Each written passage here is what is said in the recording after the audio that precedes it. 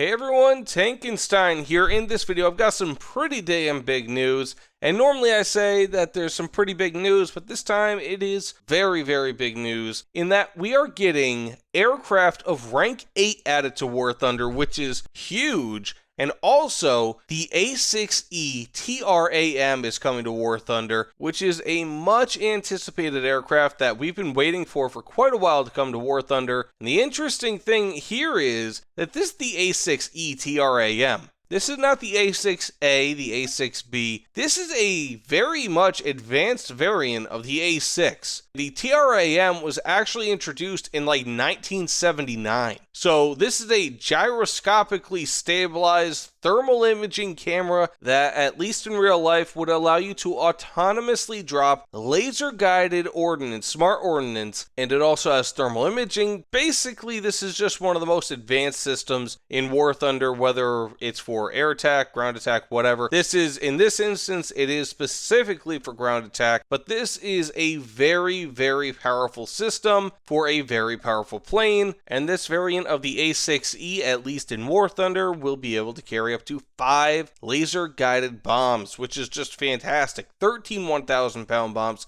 28 500-pound bombs, up to 2,000-pound bombs. Now, this does not have any forward-firing weapons, so this will be very interesting because with vehicles that do not have any sort of cannons on them, typically they suck, but this is a very, very powerful vehicle that does not have a cannon, and again, it's rank 7. This is War Thunder's first rank 7 vehicle, or rank 7 premium vehicle. Now, you can mount gun pods on it. It will have access to AIM-9Ls, so I think it'll be okay without cannons, at least a little bit, but in my experience, maybe it's because I like cannons and machine guns much more than other players, but you limit an aircraft's kill ceiling when you take away their normal gun loadout.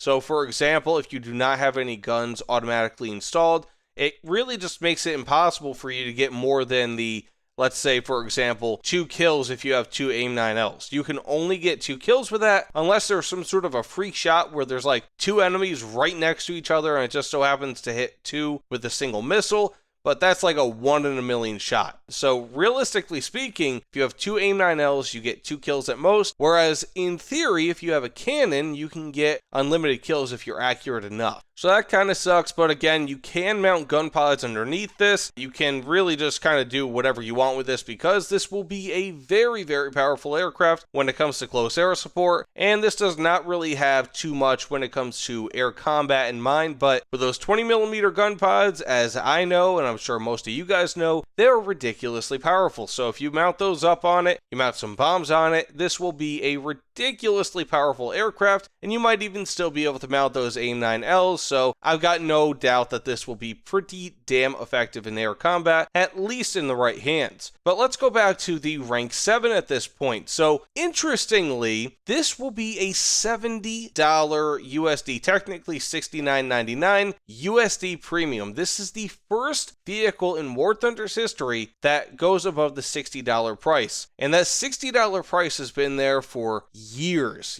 and years. And yeah, this is not going to, rub a lot of people the right way because that is a huge, huge price. And it makes you think maybe Gaijin's adding rank 8 to War Thunder to increase rank 7 prices, because ultimately the F-14 Tomcat, many people would have thought would be a rank 8 aircraft, but it was added to rank 7. Now, they're likely going to do what they did in the past, which is they're going to import a bunch of planes from rank 7 to rank 8. So we'll see probably the F-14 going that way, some of the most advanced rank 7, maybe like the more advanced MiG-27 aircraft, some of the more advanced MiG-23, but that's probably about it. There's not going to be many rank 8 aircraft unless, of course, kind of like when rank 7 first came out, we're probably going to get 2 advanced rank 8 aircraft coming in this patch. So when rank 7 came out, we had the F-5C and the F-5E, and we also had the first MiG-23s added to the game. Now, what I'm expecting to happen here, being that rank 8 is being added, if it follows that same kind of guide that same trend, we might see something like the MiG-29 and the F-14B. Now, the F-14B, if I'm not mistaken, actually did a huge history in the F-14, so if you guys want, I'll probably try to link that below if I remember to do so, but that actually had a substantially better engine setup, and so you could see thrust being, I think it was something like 20 to 40% better than on the F-14A, so it could be a very, very interesting thing here. We could see the F-16 finally coming to town. This has a lot of possibilities. Now, of course, ranks do not necessarily mean anything in War Thunder because ranks are just kind of War Thunder's way of kind of dividing vehicles up based on RP penalties. So, for example, a Rank VI regular tech tree vehicle will be able to research any vehicle between Rank 5 and Rank 7 without penalty, and there could be some Rank 6 vehicles that are actually lower BR than some of the Rank 5 vehicles. So it really,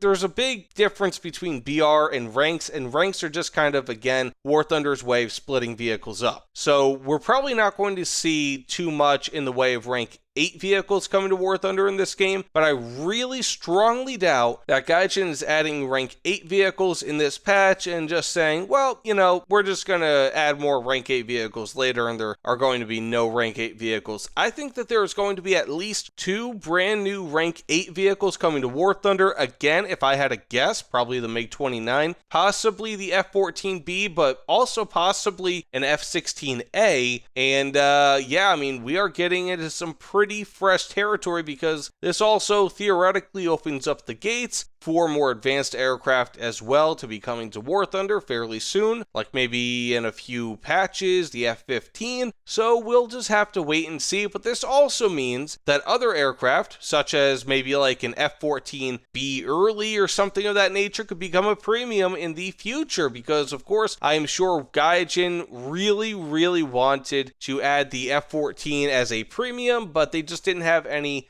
way to add that because, again, they made their solemn promise years ago to release only sub-top tier vehicles as premium aircraft, and of course Rank 7 at that time was top tier and they didn't have enough work done on Rank 8 aircraft, so they probably just had to bite the bullet and release it around the time that Top Gun came out. But either way, let me know what you guys think about all of these changes in the comments below. We are getting the A-6E TRAM, officially the most advanced, at least insofar as release date in real life. Again, 1979 is when that TRAM was first introduced into actual production, and we are getting Rank 8 aircraft, and we are now seeing $70 premiums, which really sucks. Please don't kill the messenger, and talk to Gaijin about that in their devblog and in other ways. But either way, let me know again. I'm real excited to see what you guys think, and this is a very exciting time for War Thunder. But thanks so much, and I'll see you all on the other side. Take care, everyone.